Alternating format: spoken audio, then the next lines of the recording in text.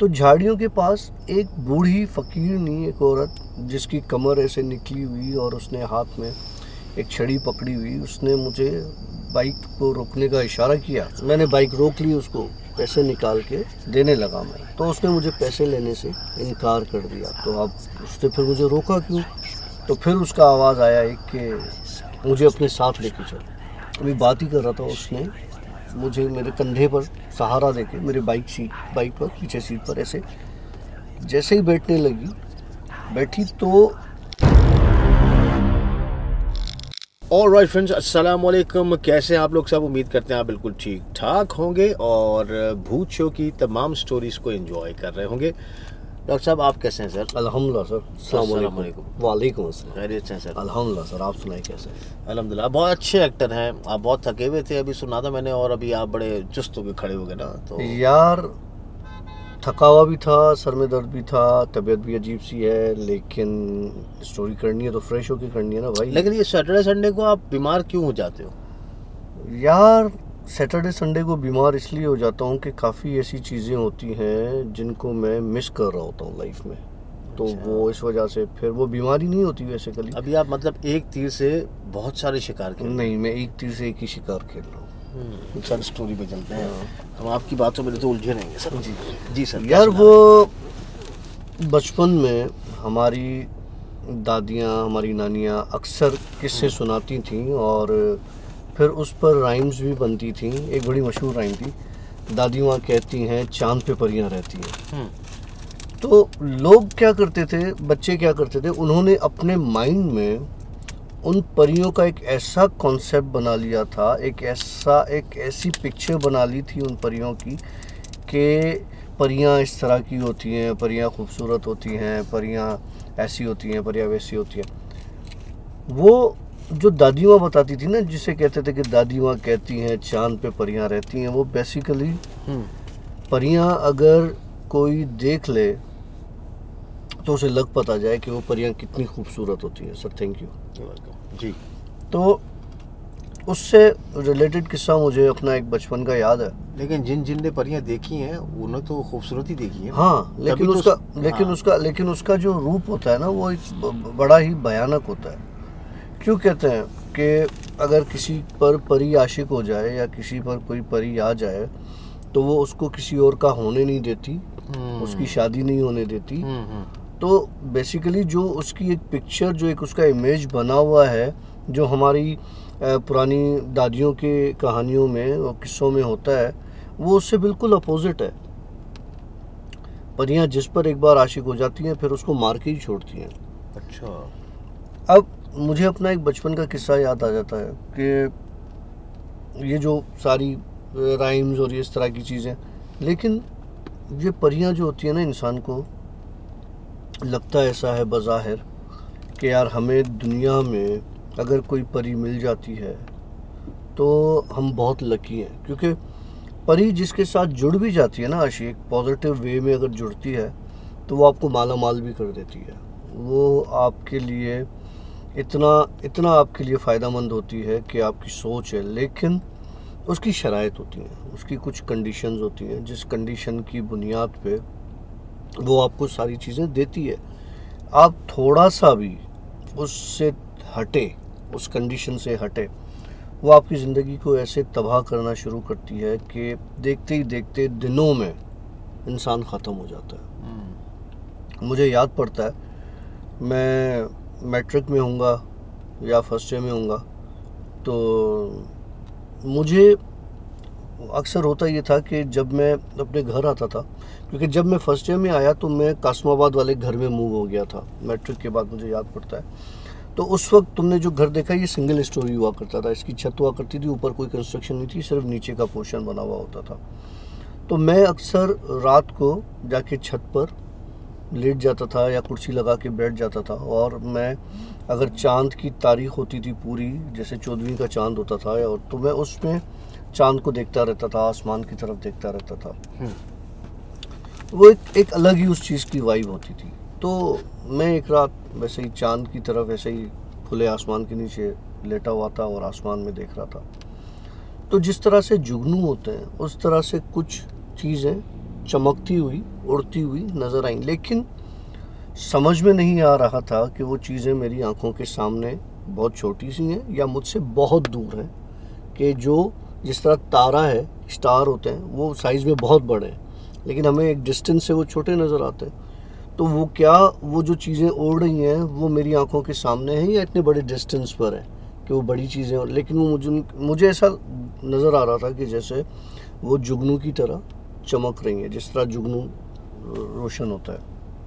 खैर, मैं उस वक्त उस चीज़ को गौर से देखता रहा और वो रोशनियाँ ख़त्म हो गई सिवाय एक रोशनी के, और वो रोशनी बढ़ते बढ़ते बढ़ते बहुत बढ़ गई और वो एक इंसान के जैसी चीज़ मेरे सामने आके खड़ी हो गई। मुझे नहीं पता था कि उस वक्त मुझे क्या करना चाहिए था, क्योंकि मेरे हाथ पांव उस वक्त फूल गए और मैंने उसको देखते ही सबसे पहले तो मेरे मुंह से निकला कि या अल्लाह खैर, जो कि अचानक एक चीज़ ऐसी हो जाती है। वो एक बहुत ही खूबसूरत सी औरत थी या लड़की बोल लो, ठीक है, और वो पूरा एक मिल्की वाइट, जिस तरह का एक शेडो होता है ना, उस तरह का, जैसे सेवर बल्ब होते हैं, इस तरह की एक रोशनी की शक्ल में वो मेरे सामने आके खड़ी हो।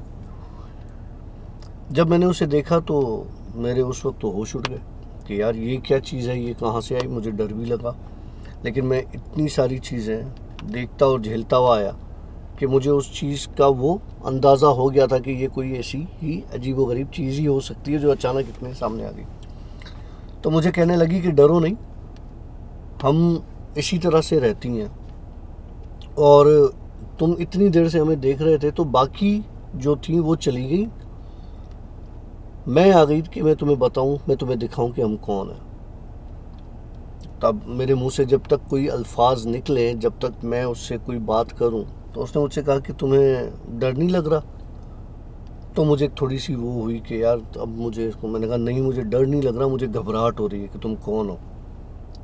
तो उसने बताया कि मैं परी हूँ और अगर मैं चाहूँ तो अभी के अभी तुम्हें मार दूँ। मुझे डराने की कोशिश की। तो मैंने कहा ठीक है, अगर तुम्हें लगता है कि तुम मार सकती हो तो मार दो। अब जब उसने मारने की बात की तो मेरे हाथों में एक कपकपी सी तारी हुई, शिवरिंग सी हुई। तो उसने मेरा हाथ पकड़ा, कहने लगा मैं तुम्हें मारूंगी नहीं, लेकिन तुम अच्छे हो, मैं तुम्हारे साथ रहूँगी। लेकिन एक बात याद रखना, अगर मैं तुम्हारे साथ रही तो तुम्हें ये चीज़ें करनी पड़ेंगी और इन बाकी सारी चीज़ों को छोड़ना पड़ेगा। अब वो कंडीशन उसने मेरे ऊपर रखी। जब मेरे ऊपर कंडीशन आई, अगर लाइक मैं उतना वो पक्का होता, लाइक जिस तरह से और लड़के उन चीज़ों के पीछे भागते हैं, तो मैं कहता हाँ ठीक है मैं तो तैयार हूँ। लेकिन मैंने अपने 12 साल की उम्र में जो गंवाया वो मुझे पता है मैंने क्या गंवाया। तो मुझे उस चीज़ का वो नहीं था, मैं डर चुका था, उसकी कंडीशंस ऐसी थी। मैंने कहा नहीं, मुझे तुम्हारा साथ नहीं चाहिए, मैं ऐसे ही ठीक हूँ। कहने लगी ठीक है, सोच लो, मैं दोबारा आऊँगी, ये कह के और वो गायब हो गई। जब वो गायब हुई तो मेरी हालत पतली हो गई। मैं छत से भागा नीचे, जाके अपने बिस्तर में लेटा और चादर ओढ़ी और पंखा फुल किया, पसीने। मैंने सोने की कोशिश किया, मुझे नींद ना आए। वो उसका चेहरा, उसकी बातें मेरे दिमाग में घूमती रहे कि यार ये क्या प्रॉब्लम है, ये क्या हो गया मेरे साथ। ये तो एक चीज़ों से जान छूटती नहीं है और ये दूसरी चीज़ जो है वो मेरे गले पड़ गई है। खैर, करते बेचैनी, करवटें लेना, ये करना वो करना, डरना, साथ में सुबह हो गई। सुबह हुई, नहा वहा के नाश्ता वाश्ता करके मैं चला गया अपना कॉलेज। अब कॉलेज में भी ये सारा दिन मेरी कैफियत ऐसी थी कि मुझे चक्कर आए, उल्टियाँ आए, मुझे कुछ अच्छा ना लगे, दिल करे कि मैं घर चला जाऊँ। खैर, कॉलेज ऑफ हुआ, मैं घर आया, घर आके नहाया। मैंने अपने फ्रेंड्स को एक दो को बोला कि यार मेरे साथ चलो, क्योंकि मेरी तबीयत में वो मज़ा नहीं था। तो याद है तुम्हें, मुदस्सर मेरे साथ पढ़ता था और इस तरह से, तो वो मेरे साथ आ गए। तो हमने बैठ के घर पे ही खाना वाना कुछ बना लिया, चाय वाय पी ली, इस तरह से। अब जाहिर सी बात है, हर किसी को अपना घर जाना है। तो उन्होंने, जब शाम होने लगी तो उन्होंने कहा यार हमें तो जाना है घर, हम जा रहे हैं। अब मैं रोक भी नहीं सकता था। खैर, वो चले गए। जब वो चले गए तो मैं वही फिर घर पर अकेला, और वही रात जब होने लगी, अब मुझे बेचैनी, मैंने सोचा कि मैं बाइक निकालूँ और मैं चला जाऊँ शहर। जहाँ पे बाबा लोग रहते थे, मैं उनके पास चला जाऊँ और वहाँ जाके रह लूँ। लेकिन फिर मुझे यही हुआ कि यार मैं अब शहर जाऊँगा तो सबसे पहला बाबा का सवाल यही आएगा कि तुम्हें पढ़ना है नहीं, तुम्हें बस मौके चाहिए होते हैं और तुम्हें गाड़ी दी हुई है तो तुम पहुँच जाते हो, जहाँ रखा हुआ है वहाँ रहो। खैर मैं फिर वो बाबा की बातें दिमाग में ला के मैं नहीं निकला, मैं सो गया। जब सोया तो मुझे ज़ोर से पैरों से किसी ने झंझोड़ के, जैसे अंगूठे से पकड़ के उठाते हैं ना, ज़ोर से किसी ने उठाया। जब मैं उठा तो देखा एक सामने बुज़ुर्ग खड़ा हुआ है, क्योंकि मेरे इस घर का जो हैदराबाद वाला जो घर है उसका जो बिल्कुल ग्राउंड पोर्शन जो है उस पे जो रूम बने हुए, वहाँ पर जो हमारा ड्राइंग रूम है वहाँ पर एक टीवी और ट्रॉली पड़ी हुई थी। मैंने पहले भी एक स्टोरी में शेयर किया है। उसके बैक साइड पे एक बुज़ुर्ग का समझो कि रहना है, वो बुज़ुर्ग वहाँ रहते थे। तो उसने मुझे ज़ोर से आके मेरे अंगूठे से झंझोड़ा और उठाया। मैं उठ के बैठ गया तो मुझसे कहने लगा, अब उनको मैं पहले भी देख चुका था और मुझे पता था कि वो नुकसान नहीं देते, क्योंकि जब मेरे कज़न्स मेरे पास रहने आए हुए थे तो उन्होंने फजर के वक्त मेरे कज़न्स को उठा के उस कमरे से, ड्राइंग रूम से बाहर निकाला था। वो मूवी शूवी देख रहे थे तो उसको बाहर निकाला था उनको कि ये यहाँ से भागें, क्योंकि उनकी प्रेजेंस उसको अच्छी नहीं लग रही थी, उस बुज़ुर्ग को ना। खैर मुझे उठा के नींद से तो कहने लगे कि तुम डर रहे हो। तो अब जाहिर सी बात है, नींद से उठ के बंदा चौंक के उठ के बैठे, ऑलरेडी एक रात पहले ये हादसा हो चुका हो आपके साथ और दूसरी रात आपको कोई आके इस तरह से उठाए, और वो भी ऐसी शख्सियत, कोई ऐसा शख्स जो आपने अपने घर में कभी देखा ना हो और अचानक से कहीं से नमूदार हो जाए। मैंने कहा हाँ मैं डर रहा हूँ। कहने लगा कि डरने की क्या ज़रूरत है, तुम्हें जो चीज़ रात मिली थी क्या तुम चाहते हो कि वो तुम्हारे साथ हो? तो मैंने कहा नहीं, मैं नहीं चाहता कि मेरे साथ हो। कहने लगा फिर डर किस चीज़ का है? मैंने कहा डर इस चीज़ का है कि वो दोबारा आएगी और मुझे नहीं पता कि वो फिर आके मेरे साथ क्या करेगी। उसने मुझे कल कहा कि मैं तुम्हें मार भी दूंगी। तो कहने लगा तुम्हें कुछ नहीं होगा। उसने क्या किया, मेरे सर पर हाथ रखा और कुछ पढ़ा, और मुझे नहीं पता कि उसके पढ़ते पढ़ते मुझे कब नींद आई। वो पढ़ता ही रहा और मैं सो गया, और इस तरह से सुबह हो गई और मेरे दिमाग से वो परी वाली चीज़ और ये बातें हैं सारी उस वक्त के लिए निकल गई कि कोई चीज़ आती मुझे नुकसान देती, कुछ करती। खैर मैं अपने नॉर्मल रूटीन से बिल्कुल नॉर्मल, तबीयत सेट, बिल्कुल फ्रेश, तैयार वैयार होके कॉलेज चला गया, पूरा दिन गुजारा। अच्छा, कॉलेज से उसके तीसरे दिन जब मैं कॉलेज से वापस आ रहा था बाइक पर, तो तुमने ये देखा है सबा एवेन्यू तो अब बना है ना, ये पट्टी अब बनी है। पहले तो बिल्कुल झाड़ियाँ, जंगल, बयाबान होता था, इस तरफ कोई कंस्ट्रक्शन नहीं थी। तो झाड़ियों के पास एक बूढ़ी फ़कीरनी, एक औरत जिसकी कमर ऐसे निकली हुई और उसने हाथ में एक छड़ी पकड़ी हुई, उसने मुझे बाइक को रोकने का इशारा किया। तो मैंने बाइक रोक ली, उसको पैसे वैसे देने के लिए, ये कोई खैरात वैरात देने के लिए। तो मैंने बाइक रोक ली, मैंने बाइक रोक के उसको पैसे निकाल के देने लगा मैं। तो उसने मुझे पैसे लेने से इनकार कर दिया, कुछ बोली नहीं, उसने सिर्फ गर्दन हिलाई कि नहीं, मतलब उसको पैसे नहीं चाहिए थे। तो अब उसने फिर मुझे रोका क्यों, पैसे नहीं। मुझे कहने लगी कि मुझे बिठाओ, सीट पे हाथ लगाया बाइक के, इधर बिठाओ। अब एक बूढ़ी अम्मा फ़कीर, उसको मैं बिठा के, मतलब मुझे, वो बोल भी नहीं रही कि मुझे कुछ बात समझ में आए कि क्या है। अब मुझे डर लगा उस वक्त कि यार इसको मैं कैसे बिठा दूँ। मैंने कहा अम्मा मैं बिठा नहीं सकता, तुम मुझे बताओ क्या चाहिए, बोलो तो सही। तो फिर उसका आवाज़ आया एक कि मुझे अपने साथ लेके चलो। जब उसने ये बात की मुझे अपने साथ लेके चलो, तो वो आवाज़ मुझे पहचानी लगी कि यार ये आवाज़ किसकी है, और ये मैंने आवाज़ कहीं सुनी हुई है। मैंने बहुत उस वक्त सोचा, मैंने कहा अम्मा मैं कहाँ लेके जाऊँ, मेरा घर है, मैं आपको कहाँ लेके जाऊँ।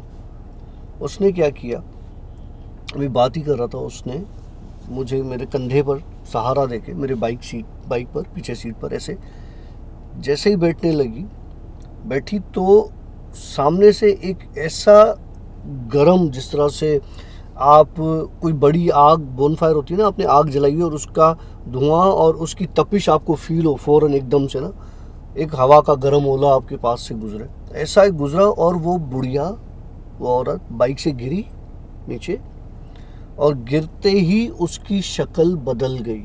और ये टाइम था दिन का, रात का टाइम भी नहीं था, ये टाइम था दिन का।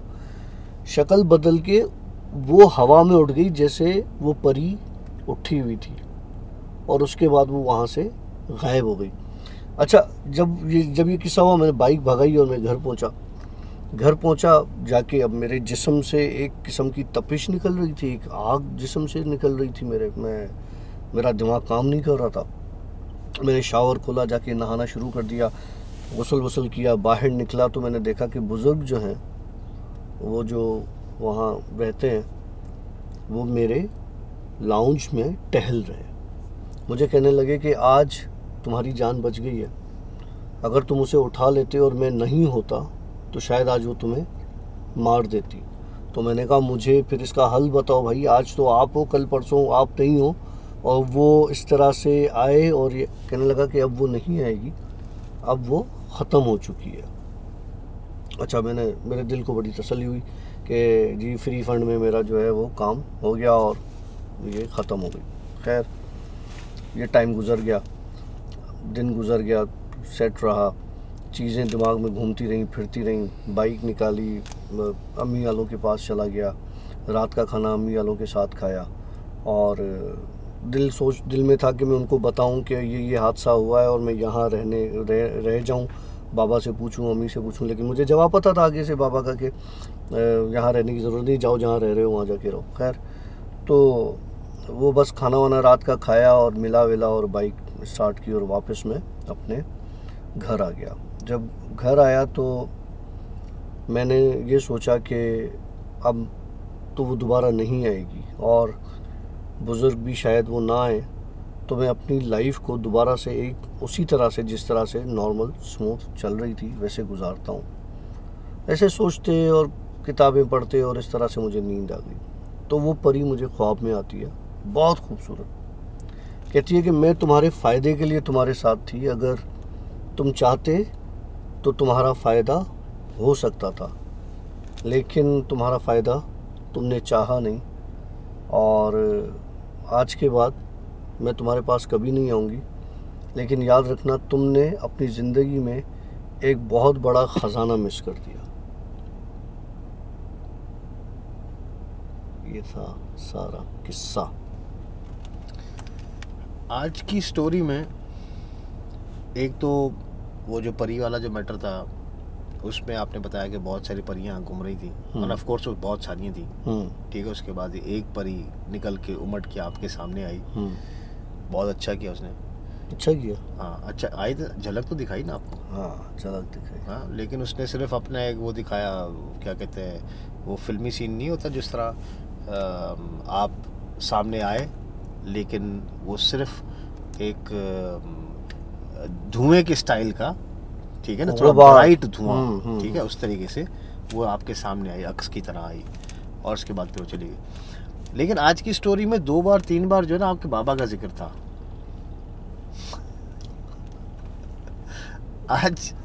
आज कुछ कहानी किसी और रुख में जा रही थी, मतलब भूत कहीं और था।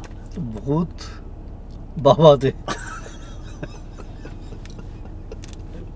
नहीं, मैं ये नहीं कह रहा हूँ, मैं ये नहीं कहना चाह रहा हूँ, लेकिन मकसद ये कह रहा हूँ कि आज आपकी कहानी का रुख जो था ना, बार बार बाबा की तरफ था। बाबा सुनता नहीं है तुम्हारा यार। की जो कहानी है ना, उसमें आपके लाइफ में जो कैरेक्टर्स हैं, कोई भी हो, आपकी माँ हो, आपका वालिद हो, आपके बहन भाई हो, आपकी बीवी हो, बच्चे हो, ये सब जो कैरेक्टर्स हैं ना आपकी ज़िंदगी में, आशी आपकी फ्रेंड्स हो, आपकी गर्लफ्रेंड्स हो, जो भी हो, आपका प्यार हो, वो कहीं ना आपके लाइफ में बहुत ज़्यादा मैटर कर रहे होते हैं।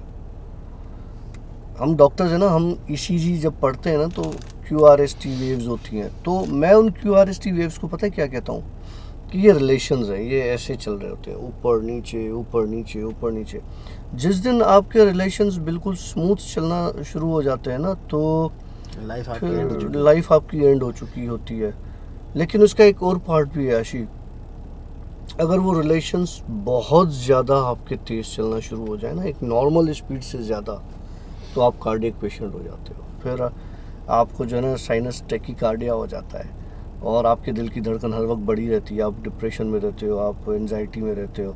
और अगर उनमें से लोग आपके पीछे हट जाएं, ज़िंदगी से चले जाएं, कम हो जाएं, आपको आपकी लाइफ कम लगने लग जाती है, फिर साइनस ब्रेडिकार्डिया कहलाता है। फिर वो आपके दिल की धड़कन स्लो हो जाती है, उसमें भी आपको मेडिसिन की ज़रूरत होती है।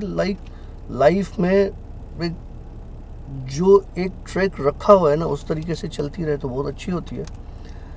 मिसाल के तौर पे तुम और मैं बैठे हुए हैं, अभी अचानक हमारे पीछे सीट पे, देखो लास्ट स्टोरी में मैं दोबारा उसी हमारी जिन स्टोरीज पर ही आ जाता हूँ। लास्ट स्टोरी में हमारे पीछे सीट पर कोई चीज़ थी, लोगों ने देखी या नहीं देखी। आज स्टोरी में हमारी सीट पर कोई पीछे है, हाँ, और वो भी मेरी सीट के पीछे। हाँ, मुझे 2 बार आवाज़ आई है, हाँ, और मैंने यहाँ वहाँ देखा भी है। तो और उसके बाद लिटरली जब एक होता है ना कि खाली कमरा होता है, जैसे आप खाली गाड़ी में बैठे हो, तो खाली गाड़ी में बैठते वक्त आपको फील होता है कि यार मतलब हवा का एक प्रेशर ही आपको बता रहा होता है कि पीछे गाड़ी में कोई है या नहीं। आवाज़ भी बता दूं कि तुम्हें हाँ, किस तरह की थी। हाँ, नहीं, 1-2 बार इस तरह की आवाज़ आई है। मुझे जो आवाज़ सुनने में आई ना, वो थोड़ी यूं थी, थोड़ी इस तरह की आवाज़ थी। मतलब वो जिस तरह नहीं कोई बच्चा हो या कोई बिल्ली हो, इस तरह की आवाज़ थी। खैर, तो यही चीज़ मैंने आपको बतानी चाहिए इस वक्त कि मैं जिस बात पर था ना सर डॉक्टर साहब, मैं डॉक्टर साहब आपने याद है एक दफ़ा मैं एक स्ट्रेस में था और आपसे मेरी बात हुई थी, तो आपने मुझे कहा था परेशान होने की बात नहीं है, ठीक है, और आपने खाली इतना बोला था कि ये छोटी मोटी बातें हैं, इसको दिल पे नहीं लेना, बस छोड़ दो। ये कहा था आपने मुझे, इसको छोड़ दो और परेशान बिल्कुल नहीं होना, ये बातों को दिमाग से निकाल दो बस, ठीक है। वो एक होता है ना कि मैं बैठा हूँ, मैं हूँ ना, तो परेशान क्यों हो रहा भाई, ठीक है, इसको नहीं छोटी मोटी बातों को दिल पे नहीं लो, छोड़ो, बात ख़त्म करो, कोई परेशानी मत लेना। ये इसके लफ्ज़ थे, मुझे याद है।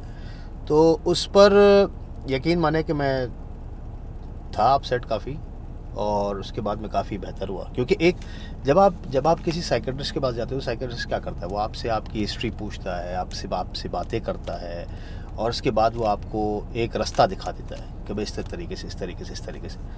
तो ये भी किसी बंदे के साथ बैठकर उसके स्ट्रेस पर बात करना और उनके साथ 15-20 मिनट ही सही आपने एक टाइम दे दिया ना उसको, और बंदे को खाली ये लफ्ज़ भी दे दिया ना कि भाई कोई मसला नहीं, हम बैठे हैं, तो वो एक बहुत बड़ी चीज़ होती है, बहुत बड़ा इशारा होता है। तो आपके लिए भी डॉक्टर साहब यही है कि परेशान होने की कोई बात नहीं, हम बैठे हैं सर। हाँ सर, हम कहीं जा नहीं रहे। मैं जानता हूँ, हम कहीं जा नहीं रहे हैं, मेरे को बड़ा मसला ही नहीं है, छोटे कोई इशू ही नहीं है ना। हाँ, तो आज बाबा को स्टोरी से निकाल देते। भूत निकल नहीं सकता है स्टोरी से।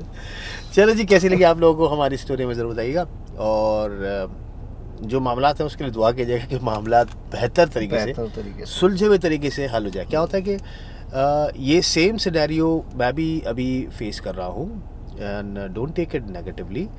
और जब आपके फैमिली में आपके ऊपर जब आप समझते हैं ना लोग कि ये जिम्मेदार बंदा है, तो उसको और जिम्मेदारियां दे दी जाती हैं। हर जगह ऐसा ही होता है, फैमिली नहीं, जॉब पर भी ऐसा ही होता है। ऐसा ही होता है। और फिर क्या होता है कि जैसे वो हमारे पास एक बंदे ने बोला कि भाई जिसने काम किया उसकी छुट्टी बंद है। हाँ, तो ये वही मामला होता है। और उसके बाद फिर क्या होता है कि जब हम फैमिली में होते हैं और जब हम सब कुछ कर रहे होते हैं, तो उसके बाद जॉब पे भी, तो उसके बाद हमें एक ही बात सुनने में आती है कि भाई तूने क्या किया, माना तू किसी काम का नहीं है, तूने ये भी नहीं किया, तूने वो भी नहीं किया। काम का तो मैं पैदाइश ही नहीं हूँ। मैं तुम्हें एक बात बताता हूँ, तुम्हें सारा पता है मेरा सिस्टम यार, मेरे घर का। तो घर में नहीं, घर में जो होता है ना वैसे, तो सारी बातें सुननी भी उसको पड़ती है, करना भी उसको होता है, निभाना भी उसको होता है, बाकी अल्लाह खैर से। गंदा भी वही होता है। हाँ, गंदा वही होता है, सबसे ज़्यादा गंदा वही होता है जो घर में रह रहा होता है।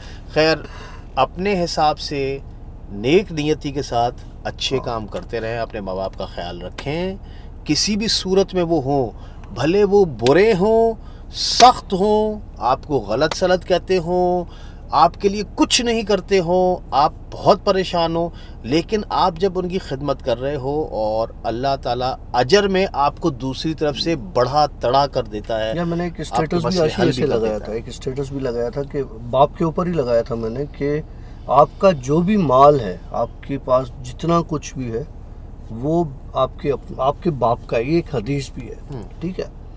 वो आपके बाप का है। यार जब हदीस है तो इसका मतलब ये है कि मेरा माल, मेरी दौलत, मेरा नाम, जब नाम मेरा अपना नाम अपना नहीं है, मेरे बाप का दिया हुआ है, तो और चीज़ें मेरी कैसे हो सकती हैं। तो माँ बाप की एक बड़ी वर्थ है यार, और अल्लाह उन सबके माँ बाप को लंबी ज़िंदगी, सेहत वाली आमीन, ज़िंदगी अता फरमाए, और अल्लाह हमें भी इतनी हिम्मत दे कि हम उनकी बढ़ चढ़ कर खिदमत कर सकें, सकें। और अल्लाह हमें उसका अजर देगा इंशाअल्लाह ताला, और अजर हमें इतना देगा कि आपकी और हमारी सोच से भी ज़्यादा।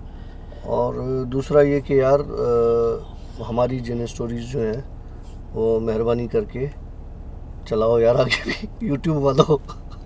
हाँ, hello mister YouTube, hello mister YouTube. अपना बहुत ज़्यादा ख्याल रखिएगा।